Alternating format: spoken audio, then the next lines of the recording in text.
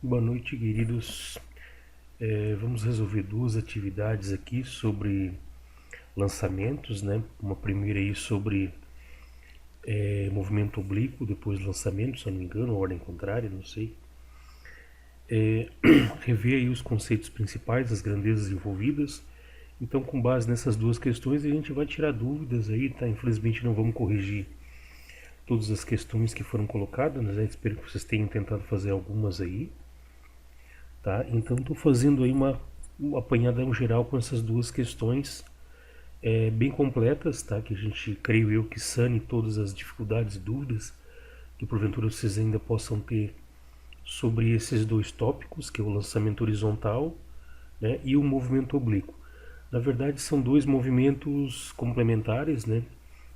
O lançamento horizontal é quando um corpo é lançado horizontalmente de uma certa altura, tipo uma bolinha rolando de uma mesa, e ele faz uma trajetória semi-parabólica, né? O movimento oblíquo mesmo seria a parabola completa, né? Quando sai do nível, sai de uma altura, faz toda aquela trajetória curva, aquela parábola, né? E retorna na mesma altura de lançamento. Ou seja, sai do chão e volta para o chão, né? Então, sai do ponto de lançamento, retorna à altura do ponto de lançamento novamente, tendo, claro, um alcance, um deslocamento horizontal. Tá? As fórmulas são as mesmas, porque tanto o movimento lançamento horizontal quanto o movimento oblíquo são movimentos combinados, ou seja, você tem movimentos variáveis na vertical e um movimento uniforme na horizontal. Tá? Então, a progressão horizontal do movimento do corpo, né, do projétil, do elemento que está sendo lançado, é horizontal sempre com a mesma velocidade. Agora, o cair e subir, o somente cair no caso do lançamento horizontal, né, do lançamento horizontal, ele é projetado na horizontal de uma certa altura, então tem um movimento apenas de queda.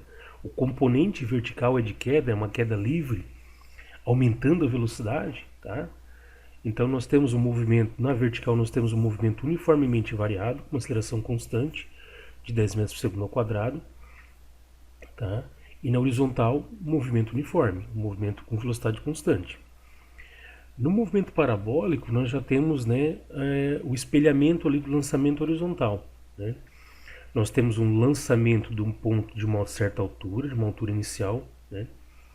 Ele sobe se deslocando na horizontal com velocidade constante, porque tem um deslocamento horizontal, e verticalmente vai perdendo velocidade até uma altura máxima, e quando chega na altura máxima começa um movimento de queda livre, né?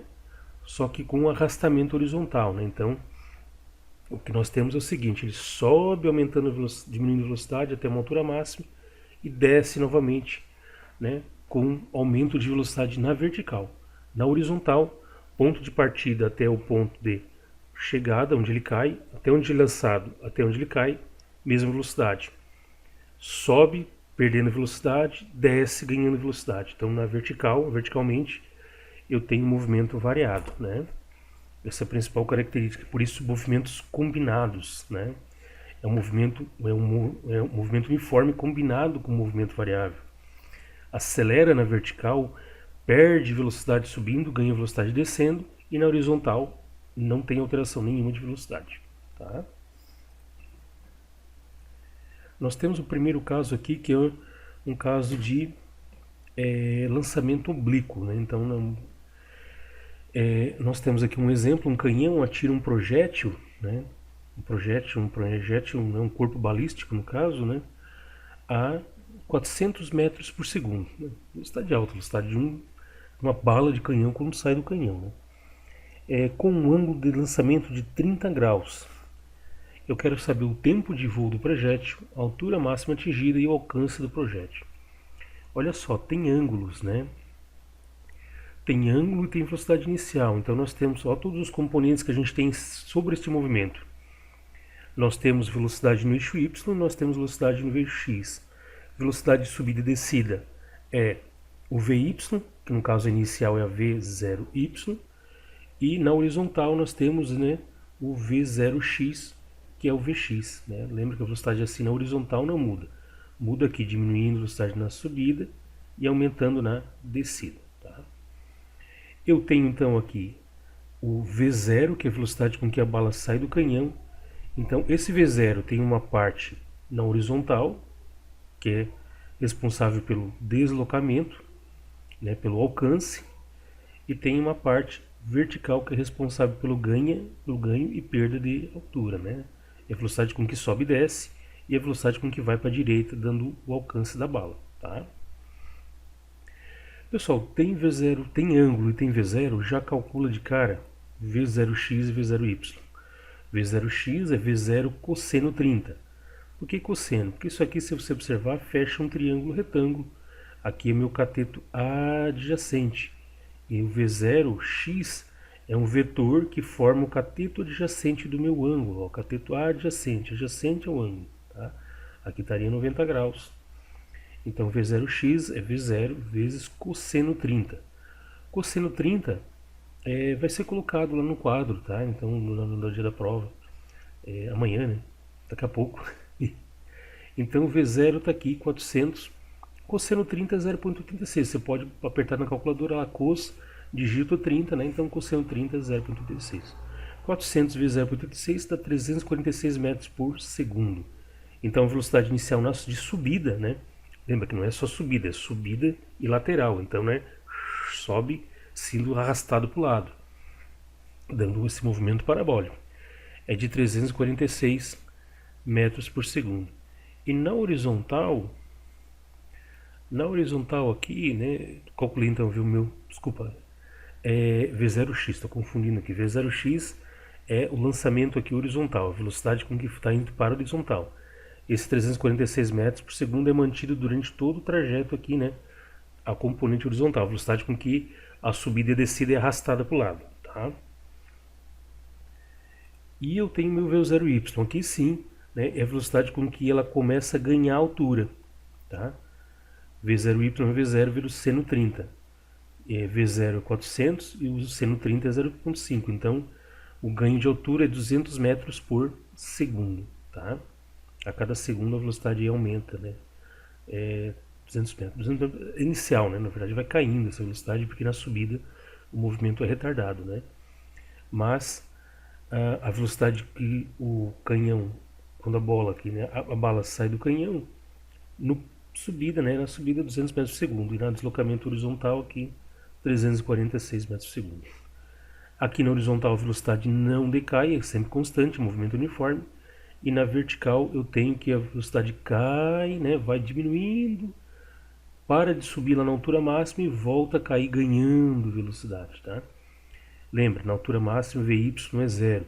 E essa informação é crucial para um monte de coisa, tá? Então lembra, a velocidade vertical Vy na altura máxima é zero. Zero, ele não sobe mais nem desce, aqui parou. Né? Mas indo um pouquinho mais para frente, saindo do ponto de altura máxima, ele começa a ganhar velocidade, como se estivesse numa queda livre. Então, pô, tem o V0, né, que é a velocidade com que o projétil é lançado. Tem o ângulo, calcula V0x e V0y, já deixa calculadinho ali, separadinho que tu vai usar. É rapidinho, tá? O tempo de voo do projétil, vamos lá. Para calcular o tempo de voo, a gente vai usar Vy igual a V0y menos GT. Por quê? Porque eu tenho, né, eu tenho o Vy na altura máxima. Olha só, na altura máxima o Vy é zero. Ou seja, eu vou calcular primeiro o tempo para chegar na altura máxima, do nível de lançamento até a altura máxima, depois da altura máxima até o nível de lançamento. Como na altura máxima é zero, isso me facilita muito, porque olha só, eu vou botar no lugar de Vy zero, né, porque é zero aqui, igual a 200 menos 10t. Passo menos 10t para o outro lado, fico 10t igual a 200. T então é 20 segundos. 20 segundos é para ir do ponto de lançamento até a altura máxima. O tempo total de voo, né, é o dobro disso. Lembra que o tempo para subir a altura máxima é igual ao tempo da altura máxima voltar ao nível de lançamento. Então, tu multiplica por 2. Isso aqui é só o tempo para chegar na altura máxima, o tempo de subida, né? Mas como o tempo de subida é igual ao tempo de descida, multiplica por 2, tu chega aí num tempo total de movimento de 40 segundos. Altura máxima atingida pelo projétil. Novamente a gente vai usar essa ideia aqui, é fundamental, tá? Ou seja, ele para de subir na altura máxima. O máximo que ele sobe, né, o máximo que ele avança na vertical. Depois lá, verte o sentido de movimento, o Vy deixa de ser zero e vira. Né, ele passa a ser, se eu considero progressivo na subida, ele passa a ser retrógrado na descida. Tá? Inverte o movimento, inverte a velocidade. Tá? Por que eu vou usar a Torricelli? Né? Porque assim, eu quero achar que a altura máxima, né, é o delta SY, tá? Eu tenho a velocidade final, y? Tenho, que na altura máxima é zero. Eu tenho V0y? Tenho, calculei aqui, 200. Então bota lá, lembra que na altura máxima Vy é zero. Olha como é importante essa informação aqui. Ó. Bota na velocidade Vy ao quadrado é zero, V0y é 200, 200 ao quadrado, menos 2 vezes 10 vezes ΔY. Né? Passo aqui vai dar menos 20 ΔY, passa para o lado positivo, 200 ao quadrado é 40.000. Tá? Eu passo esse 20 que está multiplicando aqui para baixo, 2.000 metros. Né? Então, é a altura de 2.000 metros. A velocidade de ejeção da bala aqui é altíssima, né? 400 metros por segundo. Né? Então, hipoteticamente, esse canhão aí alcançaria uma altura de 2.000 metros. Tá? 2.000 metros. Lembra tudo isso, pessoal, que nós estamos analisando sempre movimento no vácuo, tá? Não esquece, isso aqui funciona para o vácuo. Mas se fosse no ar, teria esse alcance todo? Não, né? Não teria, não chegaria a essa altura toda, não teria esse alcance teórico todo que a gente vai calcular aqui, porque teria o atrito com o ar, né? O ar retardaria um pouco o movimento da bala, tá? Então tudo que a gente está calculando aqui despreza-se a resistência do ar. Ah, mas numa situação real isso valeria? Até valeria, mas seria aproximado, né? Quando eu desprezo a resistência do ar, os cálculos são aproximados, porque a resistência do ar influi no movimento, né? Uma bala de canhão mesmo, né? Como os canhões que existiam antigamente aí, há um século atrás, eram projéteis largos, né? Projéteis do tamanho de uma bola de boliche, então oferece resistência com o ar quando está se movimentando no ar. Retarda, freia, né? Tá? E o IC eu quero saber o alcance do projeto ΔSX. Pessoal, vou usar o quê? Sempre que na horizontal a única relação que eu tenho é a seguinte: ΔSX, Vx vezes t. ΔX eu quero achar. O Vx é o próprio V0x, lembra que na horizontal não muda. Esse V0x inicial é mantido durante todo o movimento, é um movimento uniforme. Tá? E o tempo de movimento eu calculei aqui 40. Então, taca os valores ali, tá? O Vx 346 e 40 segundos. Eu tenho em 3.840 metros, né? 3.840, 13,8 quilômetros, né? Se desprezar a resistência do ar, com certeza é isso que mesmo que iria, né? Saindo com essa velocidade gigantesca aqui de 400 metros a cada segundo. Então não tem dúvida que iria essa distância toda aqui. Então isso é um movimento oblíquo, né? Informações importantes. Se tem ângulo de lançamento e tem velocidade inicial, calcula V0x e V0y. Tá? Já deixa calculado esses dois aqui. Tá? Porque provavelmente vai ser pedido. Nem sempre, pode ser que não seja, mas a maioria das vezes é. Tá?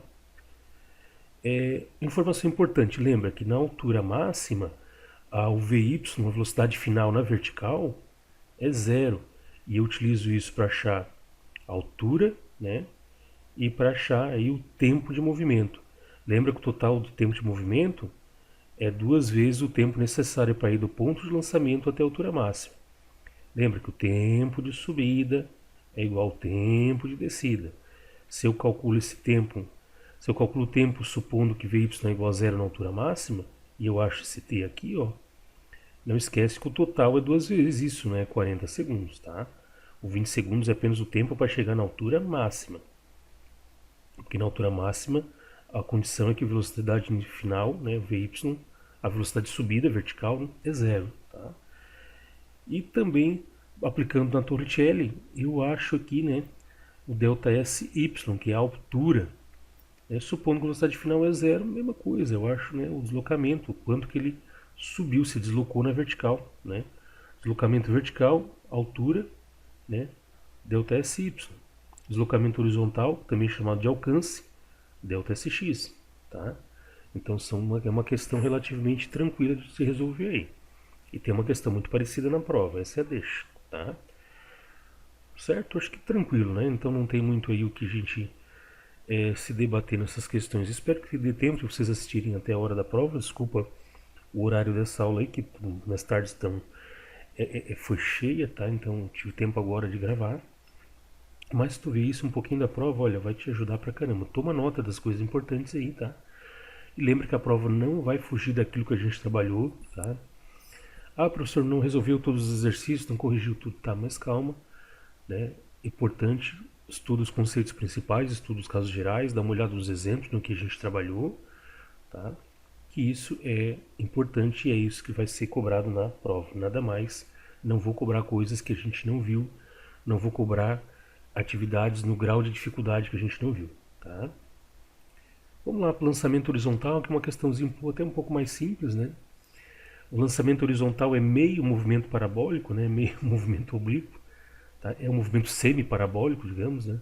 É quando eu tenho o lançamento de uma certa altura, lançamento horizontal, né? E vai ter o alcance aqui, tá? Lembra que nesse movimento o VY0 é sempre zero. É como se fosse um movimento anterior lá, só que eu começo a considerar a partir do ponto de maior altura para frente, o final, né, a segunda metade do movimento. Né, quando chega na altura final, lembra lá, ele começa uma queda livre. Então o VY zerou, virou o sentido do movimento, a velocidade aponta para baixo e começa a partir do zero, cai zero, caindo. Né? Tá? E na horizontal, o V0x é diferente de zero e se mantém constante. Então, se é 2 metros por segundo, 2 metros por segundo, 2 metros por segundo, na horizontal 2 metros por segundo, 2 metros por segundo, sempre se movimentando horizontalmente com a mesma velocidade. Então vamos ao problema. Uma bolinha lançada horizontalmente de uma mesa atinge o solo 1,5 metros da borda da mesa. Então está aqui a borda da mesa. Então ele atinge, né, o delta S, aqui é o delta SX. Sempre fica alguma coisinha pendente aí. Aqui, pessoal, delta SX, tá? Então, atinge o solo 1,5 da borda da mesa. Então tá aqui a borda da mesa, né? Mais ou menos aqui onde a bolinha perdeu o contato, tá? Aqui saiu fora um pouquinho as flechinhas, tá? A borda da mesa seria exatamente aqui, né? Mas enfim, um pouquinho de diferença aqui. Então 1,5 metros da borda da mesa é o alcance, é o delta S x de 1,5 m. Se a altura da mesa é de 1 metro, então 1 metro é o delta SY, de onde começou o movimento de lançamento. Tá aqui, ó. Tá aqui o teu chão, é a altura de lançamento, delta SY. Tá?